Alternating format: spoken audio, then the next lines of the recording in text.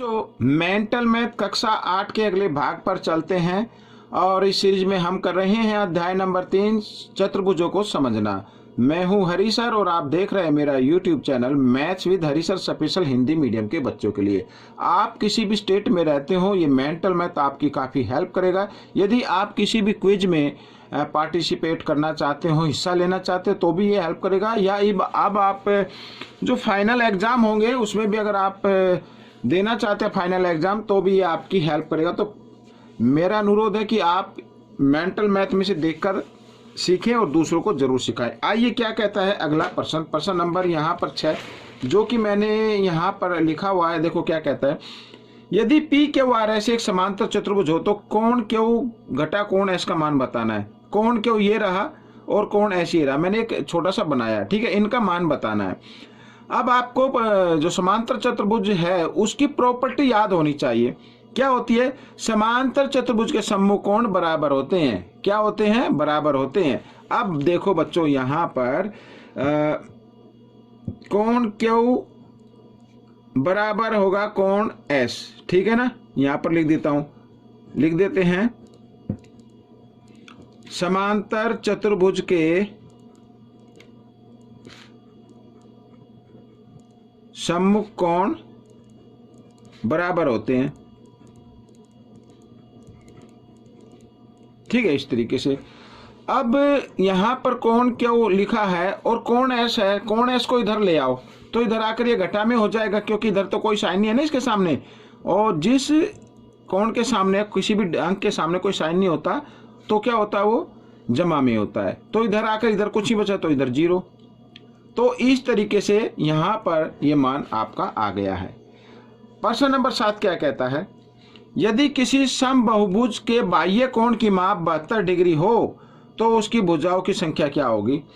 अब बच्चों यहाँ पर समबाहुभुज का मतलब है कि उसकी भुजाएं समान हैं। सम का मतलब समान है उसमें, ठीक है। और एक चीज और याद रखनी है, कोई भी बहुभुज हो उसके जो बाह्य कोण होते हैं उनकी जो माप होती है वो होगी 360 डिग्री, चाहे वो चतुर्भुज हो, पंचभुज हो, षष्ठभुज हो, सप्तभुज हो, कोई भी बहुभुज हो चाहे वो त्रिभुज हो, उसके जो बाह्य कोण होते हैं उनकी माप क्या होती है, 360 डिग्री, ठीक है।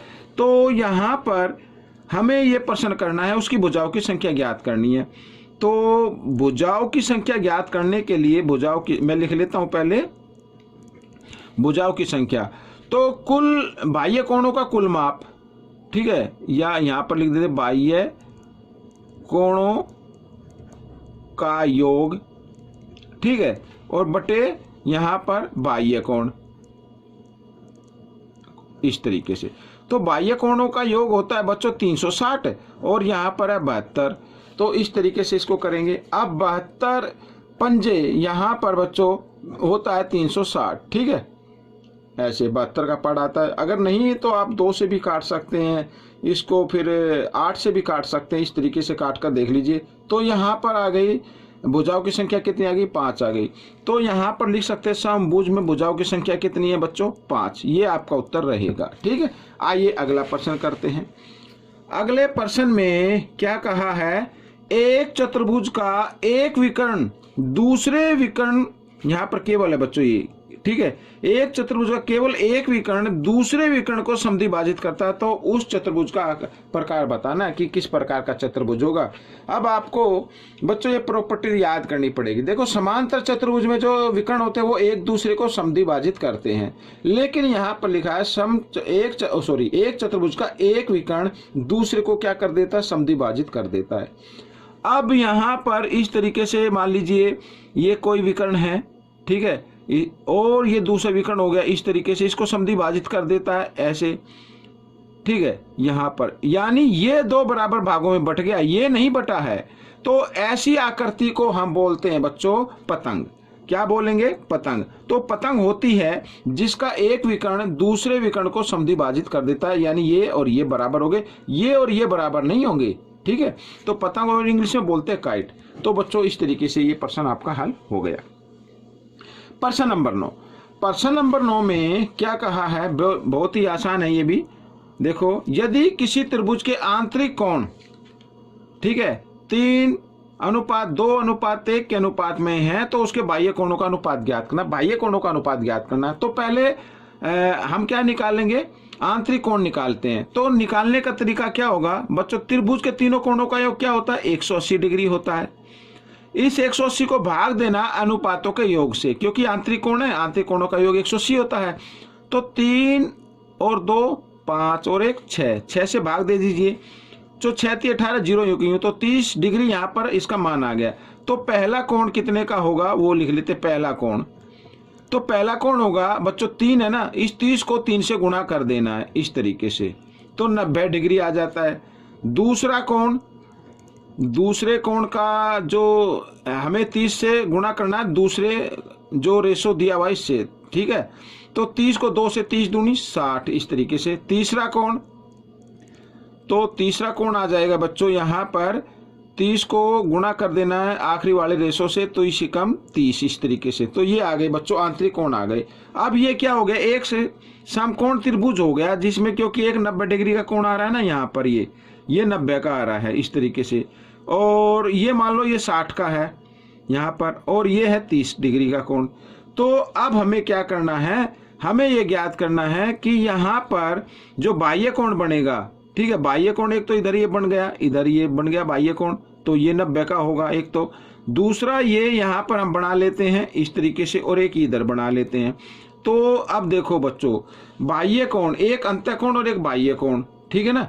तो इन दोनों का योग क्या होता है, 180 डिग्री होता है। इन्हें बोलते रेखीय युग्म, ठीक है। मैं लिख देता हूं, अंतःकोण जमा बाह्य कोण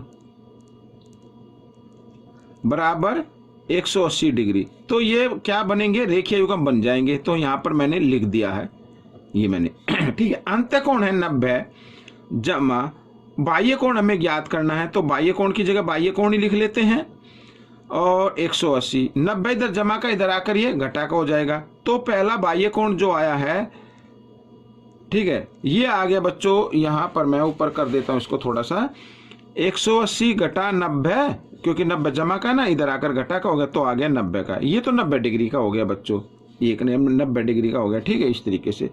दूसरा अब हमें ये निकाल लेना है, ठीक है, 2 का है ना यहाँ पर 60 डिग्री, हाँ ये निकाल लेना है। तो यहाँ पर बच्चों अब सीधा मैं निकालता हूँ, देखो यहाँ पर ये 60 डिग्री जमा बाह्य कोण इधर वाला, ठीक है। या तो आप नाम भी दे सकते हैं, यहाँ पर ये 1 नाम दे दो, ये 2 दे दो, ये 3 दे दो, इस तरीके से भी नाम दे सकते, कोई दिक्कत नहीं है। तो इनका योग भी क्या होगा, 180 डिग्री, इन्हें भी बोलेंगे रेखीय युग्म। तो बाह्य कोण यहाँ पर आ गया बच्चों 180 घटा 60 बराबर 120 डिग्री आ गया, ठीक है। पहला कोण आ गया, दूसरा कोण आ गया, तीसरा कोण इधर निकाल लेते हैं, नीचे फिर हम उनका अनुपात ज्ञात कर लेंगे, ठीक है। तो तीसरा कोण यहाँ पर, तो 30 जमा बाह्य कोण तो बराबर 180 डिग्री। तो यहाँ पर बाह्य कोण बराबर 180, 30 इधर जमा, इधर आकर ये घटा हो गया। तो आइए इसको कर देते हैं, घटा देते हैं बच्चों। तो 180 में से 30 घटा देंगे, कितना हो गया, 150 हो गया, ठीक है, इस तरीके से। तो ये आ गया तीसरा कोण। तो हमें इनका अनुपात निकालना था। अब 90 अनुपात 120 अनुपात 150 ऐसे, ठीक है। तो सबसे पहले 0 से 0 काट दीजिए आप, ठीक।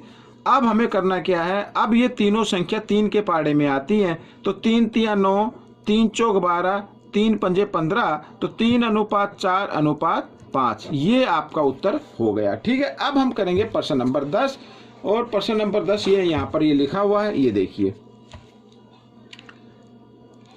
क्या कहता है कि यदि किसी वर्ग का क्षेत्रफल 289 वर्ग सेंटीमीटर है तो उसके विकर्ण की लंबाई ज्ञात करो, ठीक है। ये वर्ग का क्षेत्रफल है, तो वर्ग का क्षेत्रफल ये मैं लिख देता हूं 289 वर्ग सेंटीमीटर, ठीक है, इस तरीके से। तो वर्ग की भुजा ज्ञात करनी है पहले, वर्ग की भुजा, ठीक है। वर्ग की भुजा मान लीजिए, वर्ग की भुजा क्या है, यहां पर माना वर्ग की भुजा x सेंटीमीटर मान लेते हैं, ठीक है। तो वर्ग का क्षेत्रफल क्या होगा, वर्ग का क्षेत्रफल वर्ग का क्षेत्रफल होता है भुजा गुणा भुजा, यानी कि भुजा की 2, ठीक है, इस तरीके से। लेकिन दिया हुआ कितना है 289, आया कितना x की घात 2। तो हम दोनों को क्या कर देते हैं, बराबर रख देते हैं इस तरीके से। ये मैंने रख दिया। तो बच्चों ये मैंने लिख दिया x बराबर 200 निवासी। इधर जो वर्ग था ना, बराबर के निशान से इधर लेके आते हैं तो वर्गमूल में उसको चेंज कर देते हैं, बदल देते हैं। तो 200 निवासी का वर्गमूल होता है बच्चों 17 सेंटीमीटर यहाँ पर। ठीक है, ये आ गया। अब यहाँ पर निकालना है आपको विकर्ण की लंबाई। तो विकर्ण की लंबाई या तो आप बिल्कुल सीधे तरीके से निकाल सकते हैं। ये देखो इस तरीके से वर्ग हो गया, ये 17 है, ये भी 17 है, ये भी 17 है, ये 17 है, ये विकर्ण हो गया। तो आप इनका नाम रख के आप एक जो मेथड होता है, तरीका होता है, उस तरीके से निकाल सकते हैं। ठीक है, क्योंकि वर्ग का प्रत्येक कोण 90 डिग्री का होता है। ठीक है, तो ये एक समकोण त्रिभुज बन गया। तो पाइथागोरस थ्योरम का यूज करते हुए AC का वर्ग आपको निकालना है। या फिर आप एक काम करें, किसी भी वर्ग का विकर्ण निकालना हो तो आपको क्या करना है, यहाँ पर देखो भुजा या भुजा की लंबाई, ये देखो ये फॉर्मूला बता रहा हूं मैं, भुजा की लंबाई और यहाँ पर वर्गमूल 2, ये कर देना है आपको। अब भुजा की लंबाई कितनी है 17, तो 17 वर्गमूल 2 ये विकर्ण की लंबाई बन जाएगी और यही आपका आंसर हो जाएगा। ठीक है, इस तरीके से।